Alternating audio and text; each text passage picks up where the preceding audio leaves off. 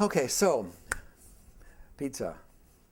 So the purpose of this little teaching nugget is a fairly common phenomenon. I mean, lots of people, the most basic tools just work. I mean, you've seen that. It's fantastic. It's amazing. It's actually kind of crazy how often a lay person with a fairly small amount of training can actually use the basic Immanuel approach tools, go home from a 3-day seminar, facilitate this with their prayer buddy or their spouse, whatever, and I get an email a week later like, oh my goodness, you can't believe it. I went home from the 3-day seminar and I tried with my wife and it worked and she saw Jesus and it was incredible. And now we're doing it every day with each other, and like every day we both get to like actually have an experience with Jesus, and she was using it in her practice with her patients now and they're getting healed. And like, so that happens all the time, which is just crazy. I mean, even some of the time works so well with so little training with lay people. I mean, it's crazy, which is all wonderful. But the reason we have intermediate advanced training is that sometimes it's more complicated. And, if you train many people, it's just a matter of time until some of them will have trouble getting a good positive memory. Now, in the intermediate advanced seminar, I have a whole section on people who have trouble getting a positive memory. And there's other sections like, if you have major depression, your brain, just the way your brain works, it's easy to find the bad stuff, hard to find the good stuff. There's a number of things in that whole lecture. But one of the free samples for folks watching the video here on YouTube or wherever this is going to turn out, one of the most common reasons that you have a room of 100 people, you're teaching how to do the Immanuel approach, and some of them say, hey, I'm having trouble getting my positive memory.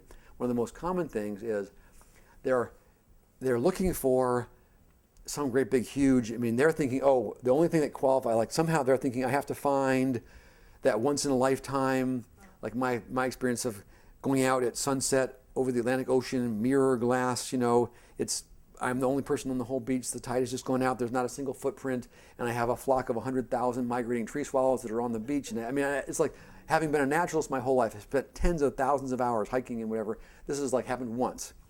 And that's a really fantastic positive memory. It was just unbelievable, like I was in a National Geographic video, and in the middle of that, so just doing the positive memory I did like as an example somewhere, which is totally cool, and if I describe the details in more detail, I'm like feeling gratitude all over, even just shortly I am.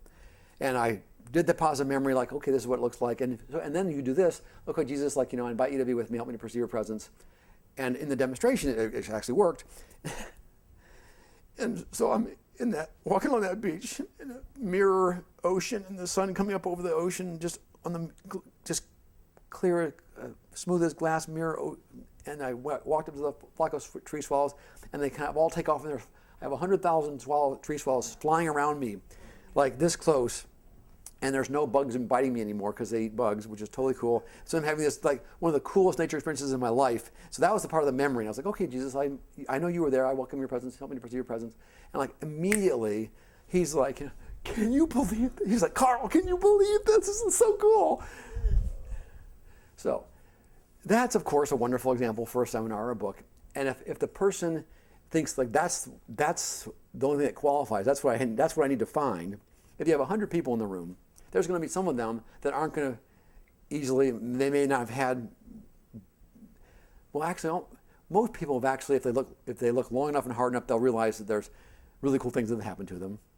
But many people who've not actually done the exercise of deliberately looking for a positive memory, which some people will think, really? No, come on, you're joking. Certainly there's nobody in the world who hasn't deliberately thought about positive memories. Well, when I first started this process, when Jim and I were developing this and we were recognizing like appreciation and relational circuits and we were working out this theory, I had actually I'm sure I did it somewhere in my life, a birthday party or something, but the idea of practicing, like, okay, so I'm going to sit down right now and think of 3 positive memories. Like, I had not done that. And at first it was like, I don't know, I can't think of anything. It was amazingly difficult the first time I ever did that, to just sit down and come up like, okay, just pull 3 positive memories out of your hat.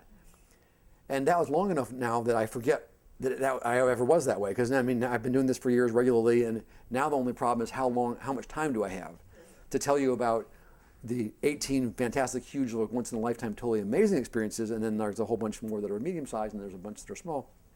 But it's actually surprisingly common that in a group of, whether you got 25, any number over 20, you're likely to have a few. And if you've got a room full of 100, for sure you're going to have people that they haven't done that much or maybe never, and they're like, they're clumsy at the idea of just come up with some positive memories, and especially if they're thinking it has to be the great big huge spectacular sunset over the Atlantic Ocean at sunrise, sunrise over the Atlantic Ocean, whatever. If they're thinking that's what I got to find, there'll be people in the room who say I can't find a positive memory because they're looking for a giant, and they don't realize that it's okay that there's 14 or 27 or 32 small memories that are right there that they could use, and it will look like this.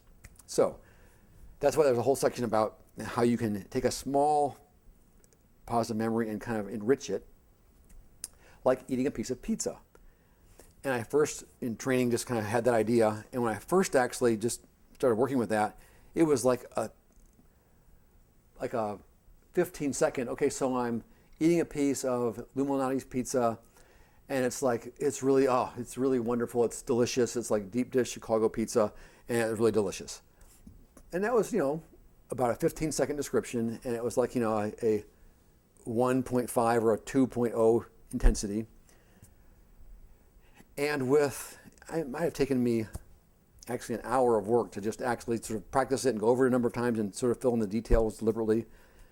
But with some deliberate work, maybe it was 30 minutes. And as a coach, if you actually know how to do this, you can speed that up. You can usually do this in 15 or 20 minutes in an exercise. As a coach, you can help a person greatly embellish it. Like, okay, so add more details. So Lou Malnati's deep dish pizza, slow down, describe more of it's double garlic. And like they would bring it right out of the kitchen. So it's like piping hot, and there's visible steam coming off of it. And like there's the last little bit of like increasing the first bite, you wait. Like you've been waiting for like 30 minutes for it to get ready. So you've been waiting long enough, but after it's actually on the table in front of you and the visible steam is coming up, you just, and like for like one more minute, you just anticipate the first bite.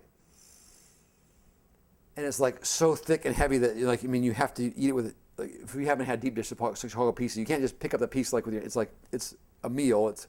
And there's the cheese is so thick that you're like, it's trailing off the fork, and you can, the fragrance, the oregano, the double garlic, and they have like, if you have the right kind of Italian sausage, one of the tricks of real good pizza is to have the right kind of sausage. It's like, these people do everything right.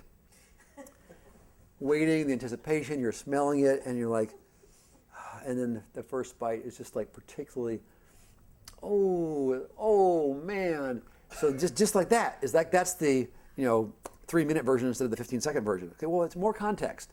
Okay, so before that, Charlotte and I are like, we do a 5-mile walk. It's October, it's kind of chilly. We've been walking for 5 miles. So we come in, and it's kind of chilly outside. And you come in, it's warm, and you sit down, and it's like just, your kind of lower back relaxes, like, it feels great to sit down. And it's kind of warm, and you just came out of the chill, and you've exercised, you're hungry. And like for half an hour before you get yours, you can smell sort of everybody else's. So you're just like, the anticipation is building, and you can, like, the whole room is full of happy people. So like people are laughing and smiling, and so like the whole atmosphere is full of happy people, and they're grateful. And Charlotte and I, so this is something we do as a special part of our day off. So often while we're waiting for the pizza, we'll think about so what are the 10 things that we'll practice doing appreciation about other stuff. So we sit there for 30 minutes, smelling other people's pizza, hearing them laughing, positive atmosphere, your back is relaxing, you've walked 5 miles, you've spent 30 minutes waiting, and while you're waiting, you're remembering everything else you're grateful for. And a part of it, and so the first time and I'm summarizing all that, it's all making, of course. But the first time you do it, you're like, well, okay, so double garlic, and then, okay, now it's a 2-minute. Oh, yeah, right. It was after a walk. Okay, and you put now it's a 5-minute. And everybody else in the room, well, who else was in the room? Oh, and what happened before? You can ask questions to fill in all these details. It gets richer and richer and richer. And, and while we're waiting, we were doing appreciation. And part part of what that was is like, it was such a fun thing to be with Charlotte, and the two of us are together, and we share that experience. And a part of it wasn't just eating the pizza, it was like being glad to be with Charlotte and feeling connected and relationally, and we're both smiling, and we're kind of laughing, and we're being grateful, and the people in the room are being grateful, and everybody in the room is sort of smiling and laughing. The whole room is sort of relational and fun. And, and you know what?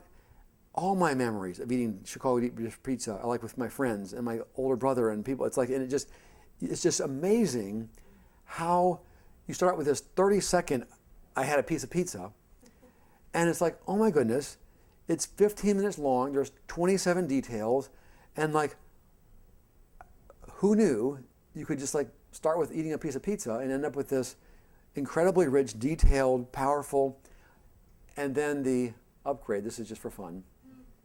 So that was all, and I'm remembering Charlotte. Oh, and what were you thinking? What were you thinking and feeling at the time? And I was feeling grateful, and I was thinking like this is a fun thing to do with friends, and right now I'm thinking, that's a fellowship, and there's a community thing there, and I'm remembering my brother and other friends, and you fill in, what were you thinking? What were your emotions? What are they now? And then I said, okay, that was all. So it had grown to like the 15-minute version with 27 details, and then it's like, okay, and now in that. It wasn't a giant once-in-a-lifetime nature moment. It was a 3-foot tall, but now greatly enriched small memory. Nobody can tell you they've never enjoyed chocolate silk pie or deep dish pizza or watched a sunset or got a birthday present they enjoy. It's like, if you poke systematically, you can help pretty much anybody find a memory that's not too big, and with a lot of work, you can greatly enrich it. And after all that, you say, okay, Jesus, help me to perceive your presence. I thank you, you were there in faith. I welcome your presence explicitly, and I ask you to help me perceive you. Help me to perceive your presence in that pizza memory. And right away, this is another one I was doing like for a demonstration. It's like, okay, we'll do it like this, and it works again. And so it had not been a Jesus memory. It had been just a plain memory, and you upgrade it, make it a Jesus memory. So it was like just a positive memory, and so I do the invite Jesus thing. And so right away, I kind of get a picture of his face, because I had been talking about, like, the last piece I had added was, I'm with Charlotte, and it's like, it's not just pizza, it's relational, and we're having fun together, and I feel connected, and I kind of feel satisfied, and emotionally I feel just warm and connected, and I'm thinking of other positive memories of other people I've eaten pizza with. And I did the invite Jesus thing, and he immediately says, aren't I one of your friends? And it was, but not complaining, whiny. It was like, a wink, like we're having a joke together. And he was like, hey, Karl, you were talking about all the other friends that you've remembered having pizza with. It's like, don't I get to include, like, I was there all those times, like, aren't you going to mention me? I'm like, oh, Jesus, like, my bad, yeah, right. And all of a sudden, this is a wonderful pizza Jesus memory. So there you go. I forgot to write down pizza. Wherever my pen went. There we go. Now, we were there with you. Pizza. So after the fact. All right. So anything you want to say about anything, Charlotte, or questions, or?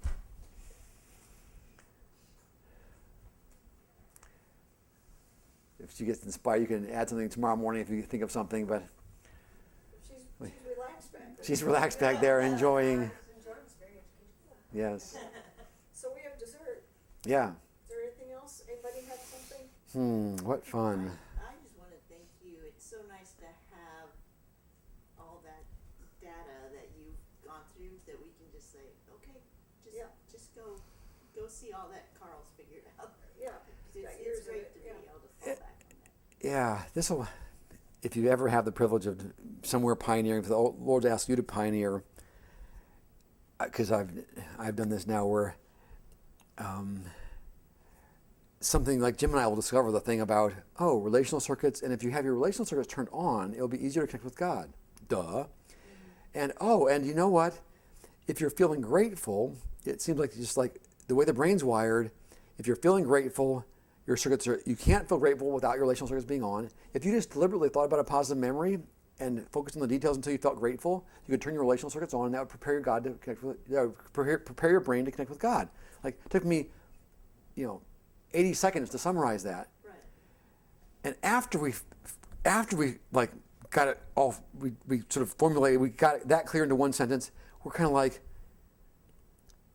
well, it was kind of like, well, doesn't everybody in the world already know this? I mean, once we said it, it was like, and like that's so obvious and so simple.